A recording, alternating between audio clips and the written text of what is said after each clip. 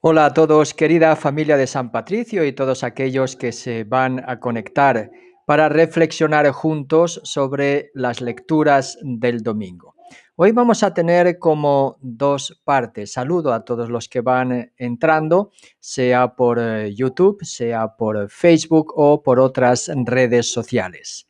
Como les decía, vamos a tener dos partes en este momento para reflexionar. Una será una reflexión hecha a partir de las lecturas, una breve introducción a las lecturas, junto con una reflexión que pretende ser también actualizada a nuestra realidad, sobre todo eclesial y también personal, en el orden de la experiencia del discipulado.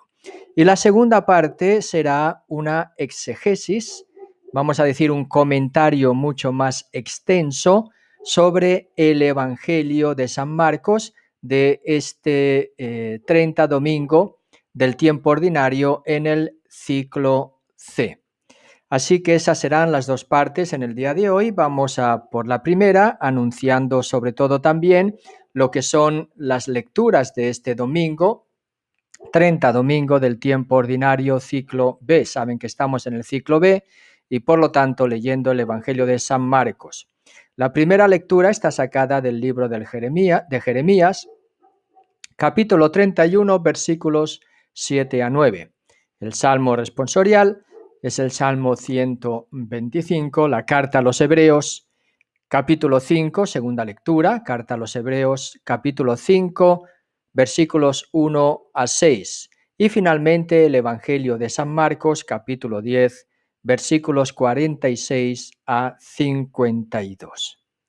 Vamos a hacer, como he dicho al inicio, un pequeño comentario a las tres lecturas de este domingo, sintetizado intentando unirlas temáticamente. Y en la primera lectura y a partir de la primera lectura descubrimos cómo Israel ha esperado siempre en el Señor, aún en las situaciones más desesperadas de su misma historia como pueblo y por lo tanto también personalmente, como podemos imaginar.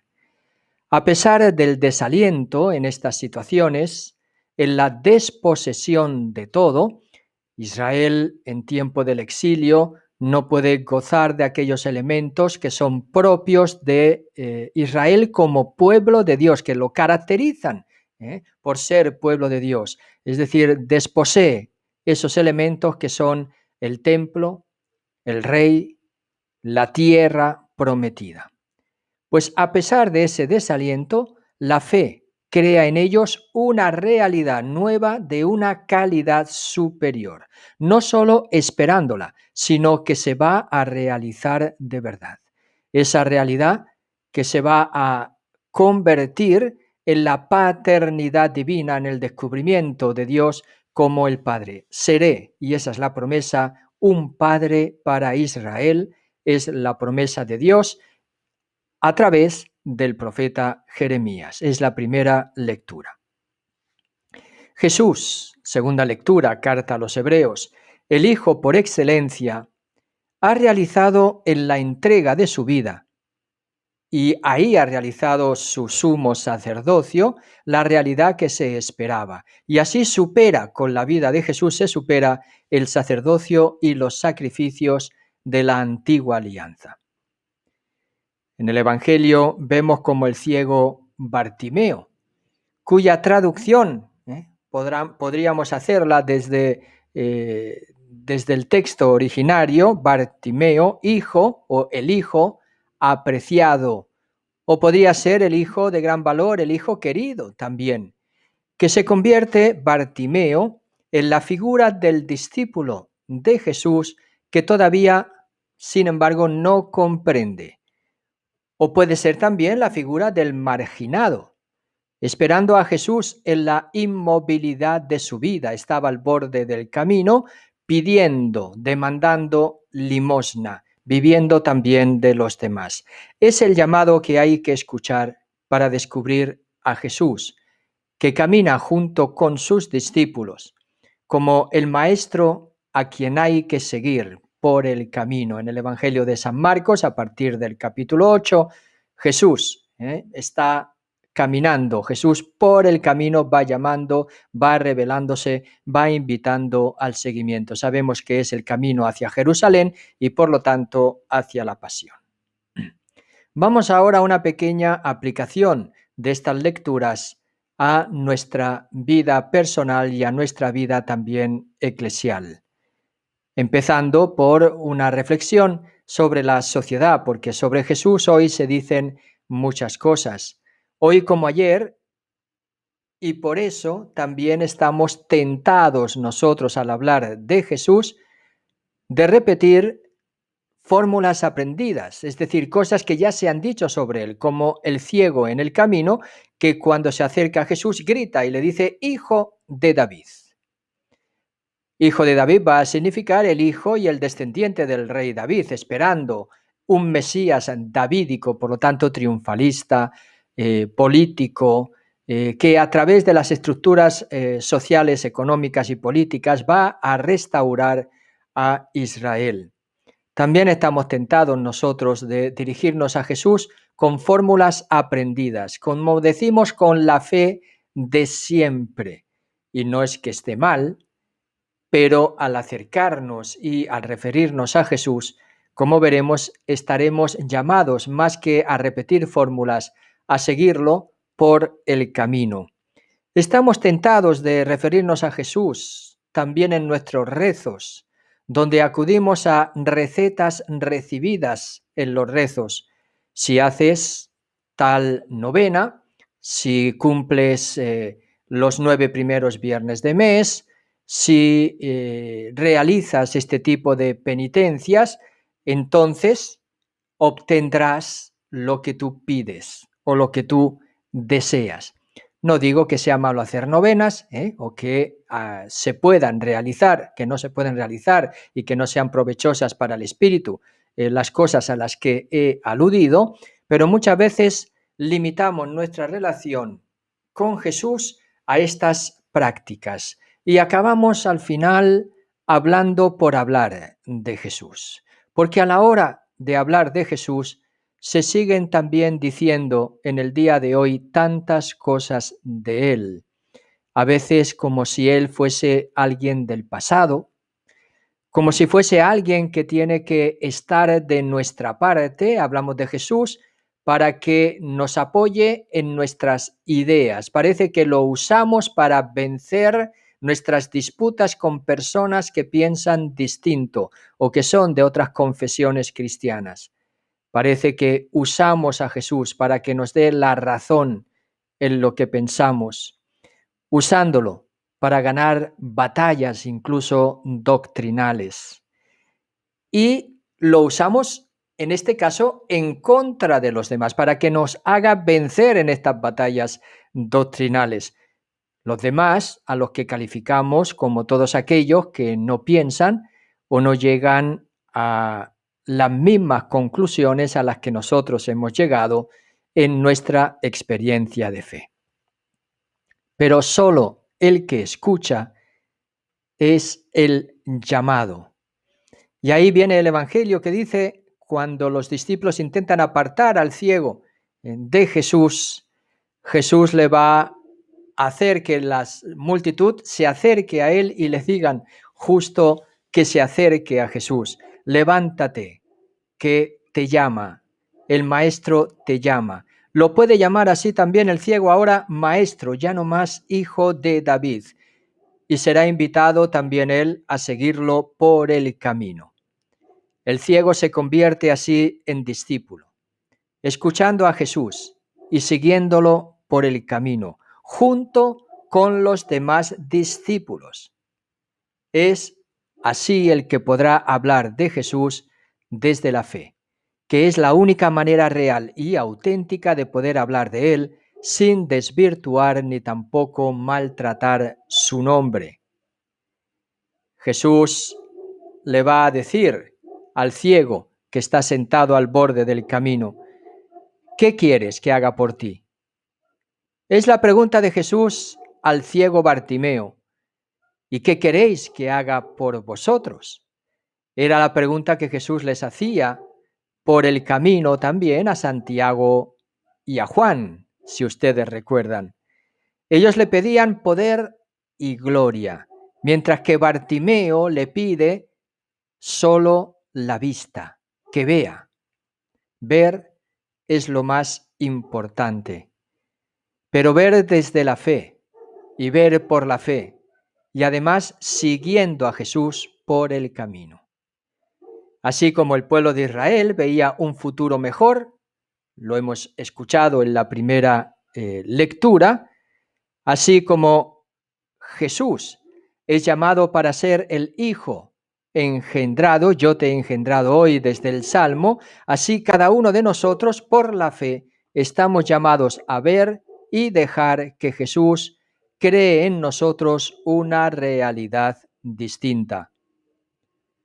El pesimismo devastador, la desorientación que busca aferrarse a las seguridades, la duda angustiosa, que no es igual a la duda de la búsqueda, la desconfianza que sospecha y ve amenazas y complots en todas partes, la desesperación que lleva a no dejar ver la cercanía del otro, no son actitudes de fe, no son actitudes para caminar juntos y seguir a Jesús por el camino.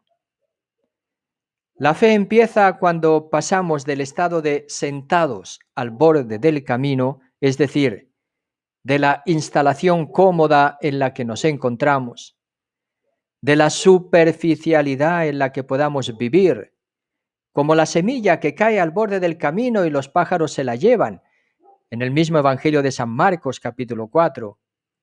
Pasamos, por lo tanto, de esa superficialidad al estado de soltar el manto y salir al encuentro de Jesús, es decir, dejar una manera de ser para ir configurándola junto con Jesús y sus discípulos por el camino. ¿Estamos dispuestos a hacer este camino? ¿Estamos listos para caminar juntos? Para hacer o seguir construyendo, y ahí vamos a aplicarlo a ese camino sínodo. Estamos dispuestos a construir juntos la iglesia sinodal. Como ven, la iglesia sinodal tiene su origen más profundo en el Evangelio de Jesucristo.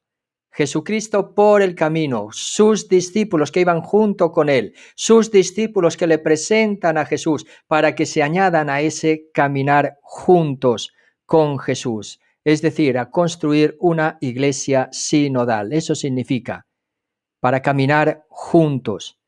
Estamos dispuestos para construir esta iglesia, porque si no es así, muy poco vamos a entender lo que va a pasar en Jerusalén hacia donde Jesús se dirige. Poco vamos a entender la manera de estar también la iglesia en el camino de la vida hoy, en el tercer milenio. Es más, ¿cómo nos vemos en el camino de la vida? Si es que nos vemos en algún camino, porque hay personas que marchan sin brújula por ningún camino. Podemos seguir gritando como el ciego. Vamos juntos a los caminos, con Jesús, con los apóstoles. Eso es la iglesia sinodal. El que se opone a ella es el que manda callar a todos los ciegos que por el camino gritan queriendo ver a Jesús, esperando escuchar que Jesús pase por sus vidas y que también los llame a todos ellos. Ahí les dejo con esta reflexión y en el siguiente apartado, como verán, va a ser una explicación mucho más detallada y extendida del Evangelio de San Marcos, que es de este domingo. Bendiciones para todos y les animo a que vean la siguiente parte, sobre todo porque les puede ayudar mucho para la lección divina y para hacer que esta palabra de Dios sea más comprensible y también podamos sacar algunas preguntas para reflexionar sobre nuestra vida. Pues hemos escuchado un texto bonito del ciego Bartimeo. Estaba sentado al borde del camino.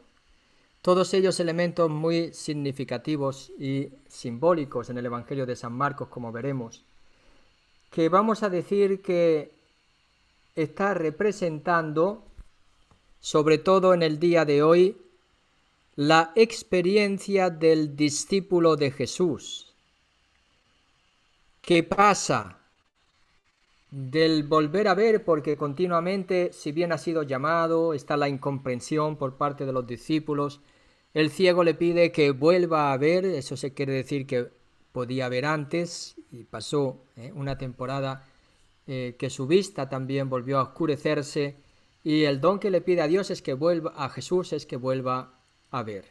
Y en vez de ser curado, nos dice el Evangelio una vez más, como ya ha dicho en otras ocasiones Jesús, tu fe no te ha curado, sino tu fe te ha salvado. Tu fe te ha salvado.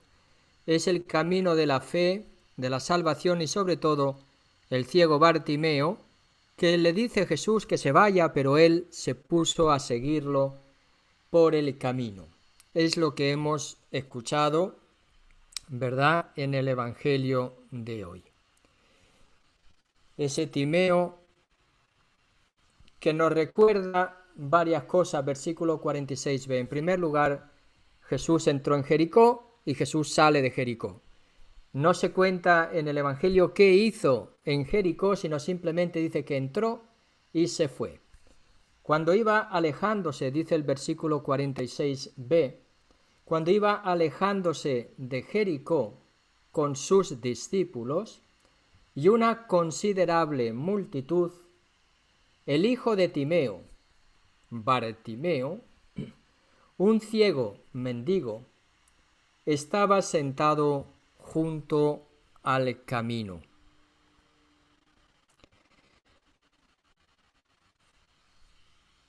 Iba alejándose de Jericó. Y ese ir alejándose de Jericó, o en ese ir alejándose, se está expresando San Marcos con una intencionalidad muy precisa. Es decir, Jericó nos recuerda la primera conquista del pueblo de Israel para entrar a la tierra de Canaán. Lo podemos encontrar, por ejemplo, en Josué, capítulo 6, versículos 1 a 27.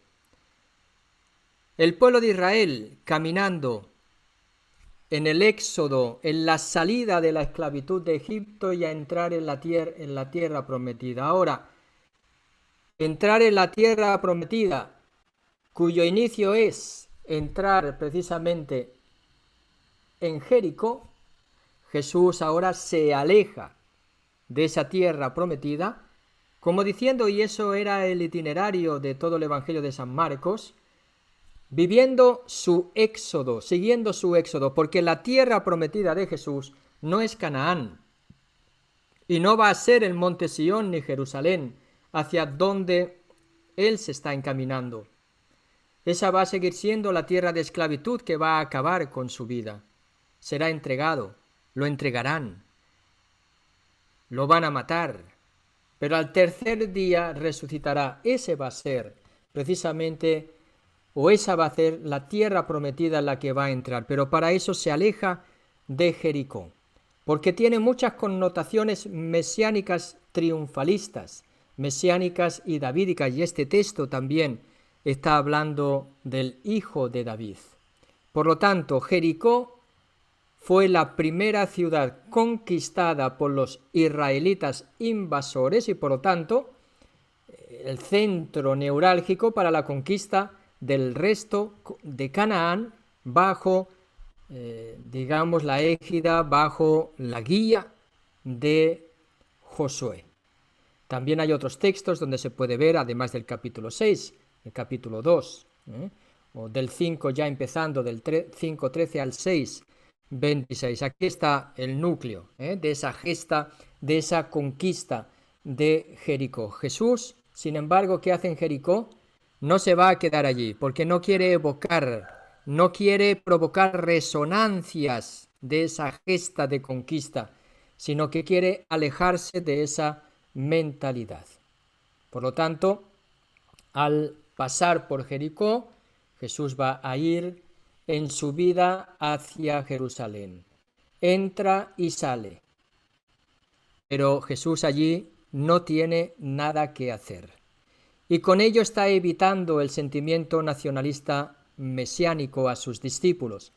Se aleja, como el pueblo de Israel se alejó de Egipto, que era la tierra de opresión. Y la tierra prometida Jesús no la va a conseguir conquistando Jericó, sino abandonando deprisa Jericó. Como ven, está llena de simbolismo este pequeño relato del Evangelio de San Marcos, que viene a ser la conclusión de la primera parte, preparando a los discípulos hacia el camino de Jerusalén.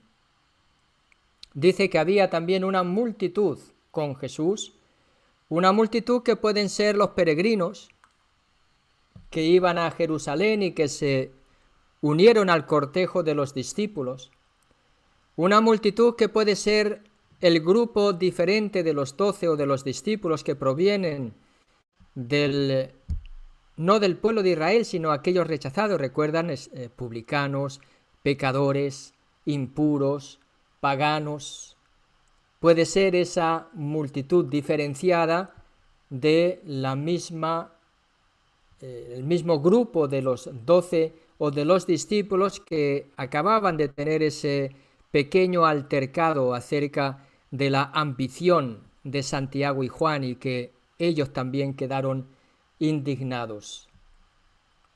Y esa multitud que ahora se une a Jesús, quizás cuando entre en Jerusalén será la misma multitud que en el capítulo 11 lo va a aclamar entrando a Jerusalén como el Rey de David, bendito el que viene en nombre del Señor, o que en el capítulo 15 del Evangelio de San Marcos también gritará que lo crucifiquen. Porque esa multitud parece voluble. Como lo veremos, tiene dos caras. Primero quieren silenciar, callar al ciego, pero después le van a dar ánimo porque Jesús lo llama. ¿Ven?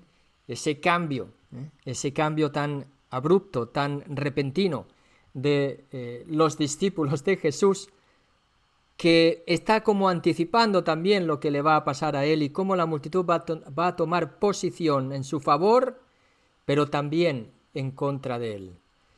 ¿Cómo se llama?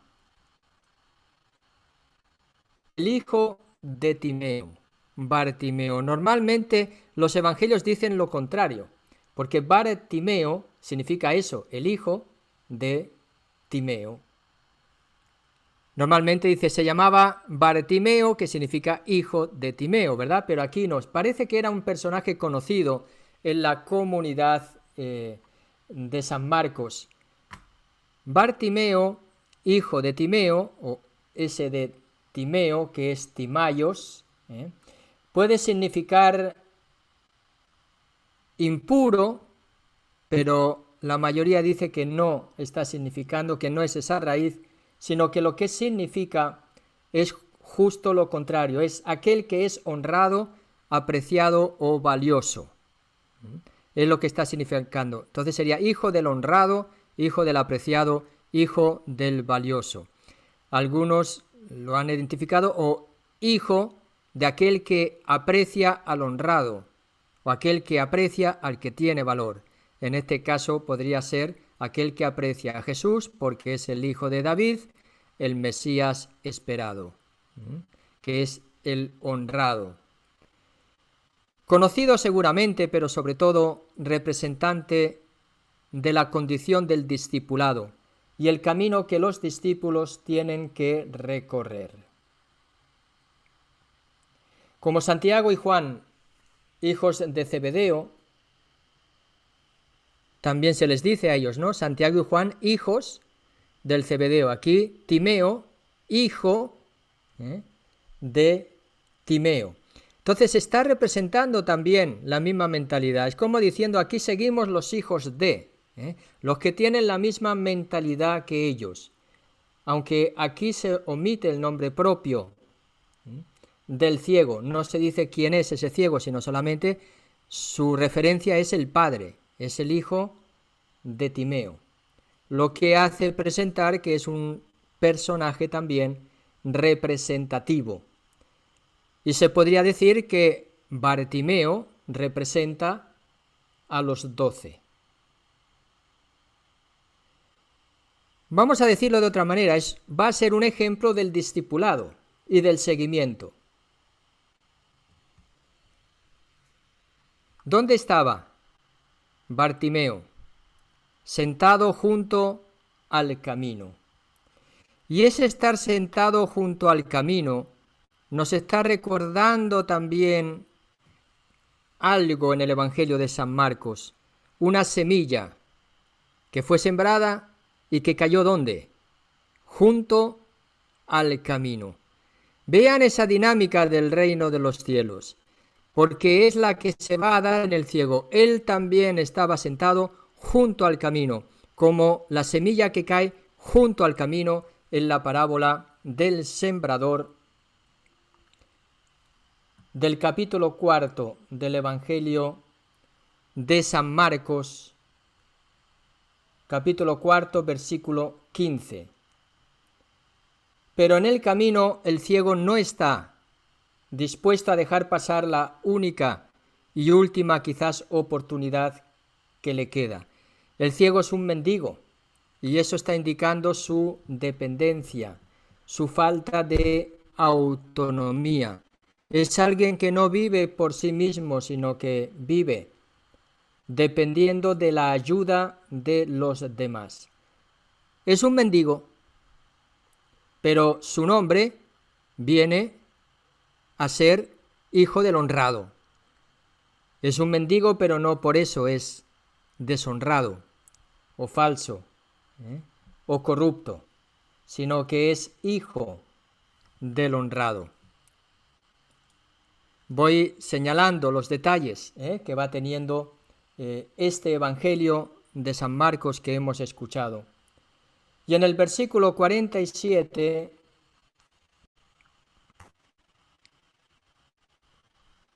nos está diciendo que al oír que era Jesús el Nazareno, se puso a gritar: Hijo de David, Jesús, ten compasión de mí.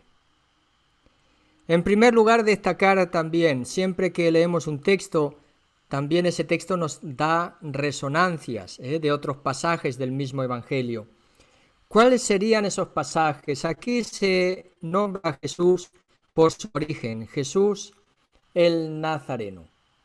Y esa petición está haciéndonos recordar lo mismo que se dijo en la sinagoga cuando se refieren a Jesús, Jesús de Nazaret. Sabemos quién eres, el consagrado de Dios, pero se refieren a Jesús como el Nazareno, los endemoniados. Por lo tanto, tiene algo que ver también, hay una fuerza y una ideología, hay algo que tiene este ciego común y que va a ser la fe expresada en Jesús en el sentido mesiánico triunfalista. En el hecho mismo que Jesús elogia su fe, no quiere decir que lo que él le pide, hijo de David, Jesús, ten compasión de mí, es una petición que quiere lograr de Jesús esa curación para que vuelva a ver. Hijo de David puede ser referido a Salomón. ¿Quién era el hijo de David? Salomón. Salomón tenía fama de exorcista. Entonces, al dirigirse a Jesús como hijo de David, también puede ser que se espera de Jesús este poder de exorcismo, pero Salomón no se sabe que hizo milagros curando enfermos, como es lo que le va a pedir este ciego. Hijo de David, debe interpretarse en este caso como que el ciego interpreta a la persona de Jesús en su aspecto mesiánico, no en su aspecto de genealogía, es decir, que él es el hijo de David, sino en el sentido de que él es el Mesías davídico, esperado por ellos, que se esperaba también desde el lado nacionalista. Se esperaba la liberación de Israel, pero no se esperaba que viniese a hacer curaciones. Por lo tanto, el ciego se dirige a Jesús como en una oración que ha quedado incluso en nuestras liturgias, porque le va a decir: Hijo de David, Jesús, ten compasión de mí. Es lo que nosotros pedimos al inicio de la misa: Kyrie eleison, Señor, ten piedad de nosotros. Christe eleison, ten piedad de nosotros, ten compasión de nosotros sería la traducción exacta. Por lo menos el ciego nos está enseñando que ante Jesús se le puede suplicar en una oración que ya viene también y surge de su condición de necesitado. Una oración que nos hace mucho bien a cada uno de nosotros cuando la hacemos. Y nos dice el versículo 48 que cuando el ciego le grita, Hijo de David, ten compasión de mí, ¿cómo actúa la muchedumbre? Como actuaba también con aquellos niños que querían llevarle a Jesús y ellos se lo impedían. Ahora la multitud, lo que dice el versículo 48, que muchos le reprendían, le conminaban a que guardase silencio, pero él gritaba mucho más: Hijo de David, de nuevo, ten compasión de mí. Ese verbo que está usando el Evangelio de San Marcos, conminar, reprender, es el verbo que se usa para la expulsión de los demonios, es decir, el término usado en los exorcismos por parte de Jesús. De hecho, tiene paralelos este texto con el endemoniado de la sinagoga. Muchos dicen que en el silencio que se manda también al viento y al mar, Jesús conminó al viento y le dijo: cállate, cállate, que amenazaba con su tormenta a la barca con los discípulos dentro. Entonces que ellos conminaban o reprendían a que guardaba silencio puede tener dos significados. Uno es que la multitud no quiere que se proclame a Jesús como hijo de David para que no se confunda o para que no lo confundan con el Mesías davídico triunfalista. Podía ser. Entonces cállate, porque si no la gente va a confundir. Ligado a lo que decíamos era el secreto mesiánico, para que no se malinterprete su mesianismo. En segundo lugar, puede ser que la multitud lo que estaba haciendo es callar a las fuerzas demoníacas que quieren apagar la necesidad del ciego. Y en este caso quieren ahogar el grito y la súplica del ciego como para que el diablo no se lleve la semilla del reino de Dios que se va a implantar en él por medio de la fe en Jesucristo y la salvación que va a recibir. Por lo tanto, la multitud serían aquellos que van a apoyar a Jesús y que se van a hacer los mediadores de la gracia de Dios, haciendo que este ciego se pueda acercar a Jesús. Entonces esos podrían ser los dos significados. En todo caso, podría ser también que se pone a prueba su fe, por lo que Jesús le va a decir más adelante, con sus gritos, porque él no se va a callar, sino que va a seguir queriendo gritar, suplicarle a Jesús que tenga compasión de él.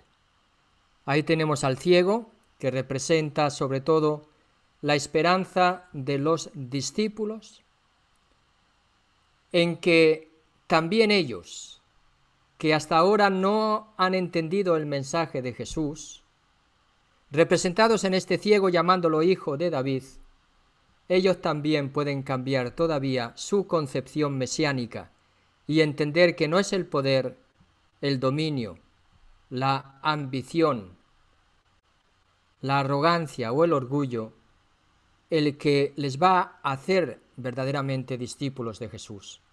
Por lo tanto, esa súplica de Kyrie eleison, Señor, ten piedad, compadécete de mí, Hijo de David, compadécete de mí, sigue presente en este relato por la insistencia, la constancia de la oración del ciego, que va a extraer, a sacar de Jesús esa confesión, esa alabanza de nuevo, ¿verdad? Tu fe te ha salvado. Y así Jesús se detuvo y dijo, evidentemente a la multitud, llamadlo. Llamaron al ciego, diciéndole, ánimo, levántate, que te llama. Y él, tirando a un lado el manto, se puso en pie de un brinco y se acercó a Jesús. Si uno se imagina esta escena, pues es una escena excitante, es una escena emocionante. Emociona esta escena que primero le mandan que se calle, pero ante su insistencia, la constancia, la perseverancia en la oración, consigue ponerse o captar la atención de Jesús, vamos a decirlo así, de tal manera que Jesús mismo da una orden a la multitud para que lo llamen y ellos cambian, la multitud cambia también su actitud, animando ahora al ciego a que se acerque a Jesús. ¿Qué es lo que hace el ciego? Va a dejar su manto, va a tirar el manto. Ánimo, levántate. Jesús en varios episodios también del Evangelio de San Marcos anima también y hace que se levante. Levántate al paralítico, recuerdan, levántate, camina, coge tu camilla y vete a tu casa. Ya dijimos que contrasta esa actitud de la multitud, que en un primer lugar manda hacer silencio al ciego, pero que en un segundo lugar, guiados por el mandato de Jesús, le van a dar ánimo. Y nos recuerda de nuevo la Pasión, capítulo 15, 11 a 15, donde la misma multitud que lo hacía entrar en Jerusalén de una forma triunfante, después va a gritar también contra Jesús. ¿Qué significa el manto? Tiró el manto. Dicen algunos que tenía dos mantos, entonces uno más exterior y uno interior. Tiró el manto exterior, con el que se cubría, porque normalmente llevaban dos mantos, dicen. Algunos piensan que no, que era el único y quedó desnudo delante de Jesús. Por eso también recuerda o tiene también esas resonancias del bautismo y de la conversión de los catecúmenos. El manto puede significar también la persona. El profeta Elías va a ceder su manto a Eliseo, cediéndole así su espíritu profético. Y cediéndole ese espíritu profético, el signo era que le va a dar su manto. El manto tiene que ver también con la persona. Recuerden que la hemorroísa tocó la túnica de Jesús y tocando esa túnica de Jesús quedó curada, significando que la relación con la persona de Jesús. Ahora el ciego tira el manto como diciendo tira una mentalidad, tira una manera de ser, para ponerse ahora delante de Jesús desnudo, para después quizás ser revestidos por la fe. Es bonito también este significado del manto y la urgencia de un brinco. También la multitud ha preparado ya el milagro de la curación. ¿Hay algún micrófono que está encendido?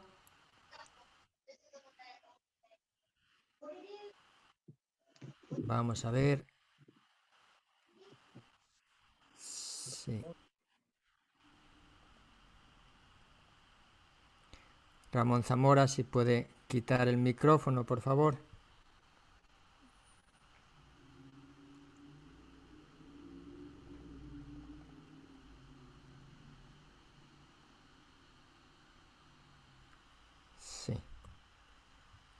Bueno, vamos a seguir con la respuesta de Jesús. Jesús le va a decir, ¿qué quieres que haga por ti? 51-52. Dice, reaccionó Jesús preguntándole, ¿qué quieres que haga por ti? El ciego le contestó, Rabbuní, que recobre la vista.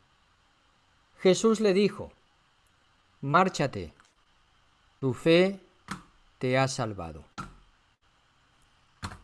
A ver, un momentito que ahora me he hecho un lío aquí con el ratón. Vamos a ver. Aquí ya. Creo que ya vamos. Esta no es. Es la otra. Bien. ¿Qué le dice Jesús? Ahora le va a facilitar el encuentro, la adhesión con él, que es la fe. Y el ciego desde este encuentro va a adherir a Jesús reconociéndolo como Señor. Jesús le va a preguntar, ¿qué quieres que haga por ti? Recuerden que también le preguntó a los discípulos Santiago y Juan, ¿qué queréis que haga por vosotros? Que se siente uno a mi derecha, que se siente otro a mi izquierda. No, ahora eso recuerda lo mismo, ¿verdad? Ahora de nuevo, ¿qué quieres que haga por ti? Y el ciego, desde este encuentro, va a adherir a Jesús reconociéndolo, digo, como Señor, como hombre, Dios, Mesías. ¿Por qué digo que lo reconoce como Señor? Si aquí no viene dicho explícitamente el término Señor como en otras ocasiones. Porque usa un término que es Rabbuní. Y Rabbuní, dicen los expertos, que no es lo mismo que rabí. Cuando dice rabí, rabbi, aquí en inglés, ¿verdad? Un rabino no es lo mismo que rabbuni. Un rabino es un maestro humano. Era aquel que enseñaba la ley. Sin embargo, rabbuni es un término de mucho más respeto que rabí. Porque el término rabí es propio del discípulo a su maestro. Sin embargo, aquí se está usando Rabbuní, que es un término, dicen los expertos, repito, que se refiere a Dios sobre todo. Y por lo tanto ahora ya no lo está reconociendo como hijo de David o como el Mesías político, sino que lo está reconociendo como el hombre Dios, que va a ser el Mesías, hijo de Dios. Recuerdan que el Evangelio de San Marcos comienza diciendo Evangelio, buena noticia, ¿verdad?, de Jesús Cristo e Hijo de Dios. Y esa buena noticia de Jesús Cristo, Hijo de Dios, es lo que le va a hacer, por lo tanto, recuperar su fe. Ya está confesando su fe en Jesús como Hijo de Dios y no como Hijo de David. Él es el Mesías que va a ejercer su mesianismo desde el Padre Dios, no desde el Padre David. Hay un cambio ya en su concepción de Jesús. Pasa de llamarlo hijo de David a llamarlo Rabboní, es decir, Hijo de Dios. ¿Qué es lo que le pide? Que recobre la vista. Y ese va a ser el don de la fe para él. Porque es recuperar algo que tenía, pero que ahora lo ha perdido. Y por eso representa a los discípulos que, si bien seguían a Jesús, con su ambición, se distanciaron de él. Y por eso tienen que volver ahora a acercarse a Jesús como ha hecho el ciego al borde del camino. Ellos estaban obnubilados por su mentalidad mesiánica y ahora han recuperado, como el ciego también, su fe, adhesión a Jesús, su confianza en él. Como en 5:34 a la hemorroísa, también al ciego, su fe le ha salvado. Los discípulos a los que ha sido revelada o revelado el misterio del reino de Dios, ¿verdad? En una primera instancia, recuerdan, con las parábolas. Que desde la autoridad de Jesús también, con sus milagros, con su mensaje, han decidido seguirlo en el camino hacia Jerusalén, se encuentran al borde del camino, en la ceguera mental del poder y la ambición, de los primeros puestos, de las primacías. Ahora, al recobrar la vista, pueden comenzar a ver de nuevo. Esa es la fe, adhesión, confianza, que recuperan en el encuentro con Jesús, en un nuevo encuentro con Él. Este Evangelio también nos puede recordar el ambiente bautismal, porque la fe es concebida como una iluminación que salva. Tu fe te ha salvado. Con ese detalle también del desnudarse, del arrojar su manto, que es el revestimiento para revestirse de Cristo. Se despoja del hombre viejo, para ahora revestirse de Cristo. Y esa fe que ha salvado a este ciego y que lo va a capacitar a seguir a Jesús por el camino, pero esta vez sí en las condiciones de Jesús. Esta fe, por lo tanto, va a manifestar la obra que el Espíritu Santo, como en los discípulos de Jesús, realiza, que es la salvación, la conversión, el creer en Jesús y el ser capaz de ser sus discípulos que lo siguen por el camino hacia Jerusalén. Por eso en el versículo 52 se nos va a decir: e inmediatamente volvió a ver de nuevo y le seguía por el camino. Ahí tenemos a ese ciego que, recuperando la vista, volviendo a ver, ahora sí está capacitado para el seguimiento. Se puede decir, y por eso he puesto ahí una flecha que va de la oscuridad a la claridad, jugando con el ciego que recupera la vista, el negro hacia el blanco.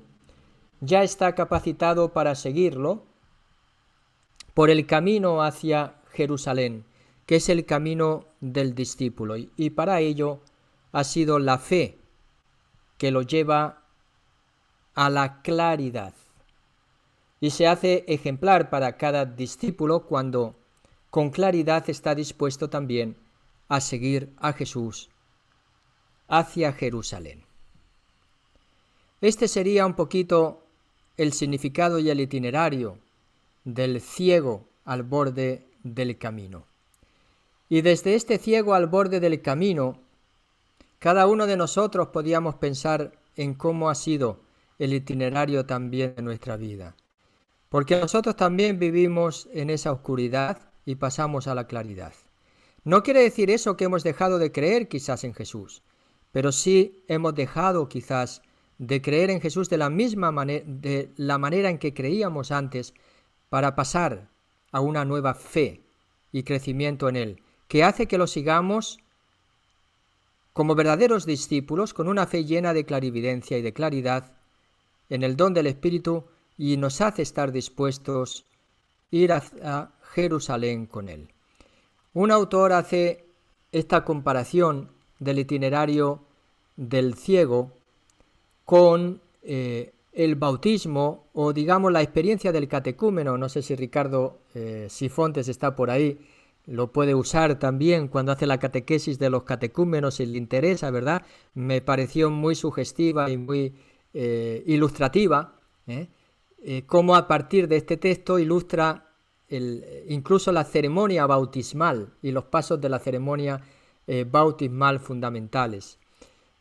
El ciego dice: Hijo de David, apiádate de mí. El candidato al bautismo es presentado también, o en primer lugar, apiádate de mí. Le pide, o tiene que pedirle precisamente a la Iglesia ese bautizo. El diácono podría, o el sacerdote en este caso, o el diácono, puede hacer el papel de Jesús, dirigiéndose a la comunidad, diciéndole llamadlo. ¿Quién presenta al candidato? Lo presenta la comunidad, ¿verdad? En este caso, el equipo de Rica, cuando hay un candidato, presenta el candidato al sacerdote en la iglesia, precisamente lo llaman, para que lo llame y para que se acerque a Jesús. La comunidad es la multitud que le dice al candidato ánimo, lo sostiene en este camino catecumenal para que se levante y tome conciencia de que Jesús lo está llamando. ¿Y qué hace el candidato? También en el bautismo, así como el ciego tira el manto, el candidato se quita la ropa y se acerca al diácono precisamente para significar que se despoja de ese hombre viejo para después revestirse del hombre nuevo. Nos dice también Ricardo Sefuentes que con el ciego de Jericó, como proceso del catecumenado, también se está haciendo. El diácono dirá al candidato, ¿qué quieres que te haga? Es cuando el sacerdote también o el diácono pregunta a los papás de los niños qué quieren o qué le piden a la iglesia para sus hijos. ¿Qué le piden a la iglesia para sus hijos? ¿Qué quieres que haga? El candidato dice quiero ser iluminado. Los papás dicen pedimos el bautismo. El bautismo visto como iluminación. De hecho, después del bautismo también se enciende el cirio pascual en el que se dice recibe o reciban la luz de Cristo. Y finalmente el diácono o el sacerdote, ¿verdad?, bautiza al candidato y le dice tu fe te ha salvado. Yo te bautizo, fruto de la fe que se profesa anteriormente, creen en Dios Padre Todopoderoso, su Hijo, el Espíritu Santo, la Iglesia, etcétera, etcétera, que es nuestro credo, para después ser bautizados y decir tu fe te ha salvado. Al creer en Él, tu fe te ha salvado. Me pareció interesante este esquema para aplicar el itinerario del ciego al borde del camino a un camino de catecumenado, ¿verdad?, que pasa precisamente de la condición de pecador a es un esquema querigmático, como ven, un esquema querigmático hasta recibir la vida, el don del Espíritu Santo que le va a dar la vida divina y la vida nueva. Seguimos y ahora les voy a hacer preguntas para compartir.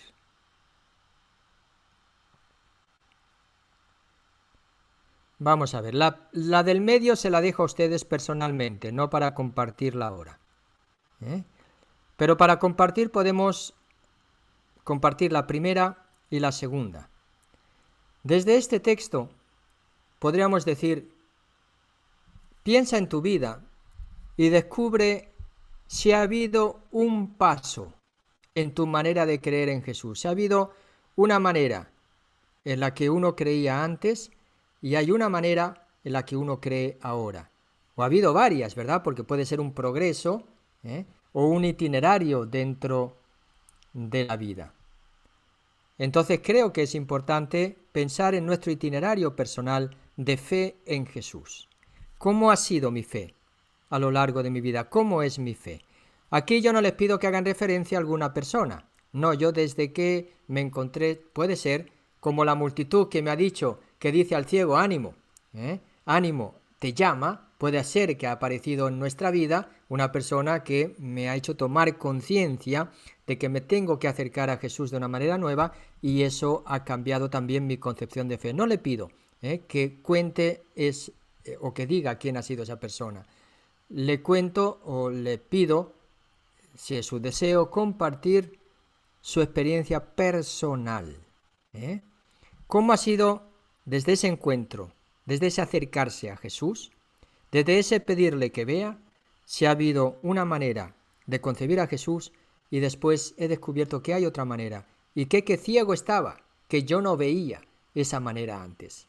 No sé si me estoy explicando, creo que eso puede corresponder a la experiencia de fe de cada uno de nosotros.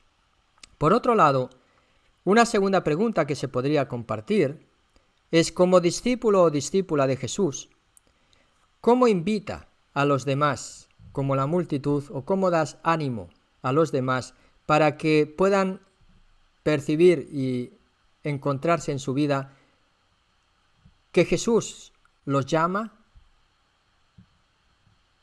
y que quiere encontrarse con ellos? ¿Cómo invitas a los demás? ¿Cómo he hecho yo ese itinerario? ¿Cómo invitas a los demás? Serían las dos preguntas que se pueden compartir en el día según mi propuesta, ¿eh? Si ustedes tienen preguntas de comprensión del texto o alguna que no se salga mucho, ¿verdad?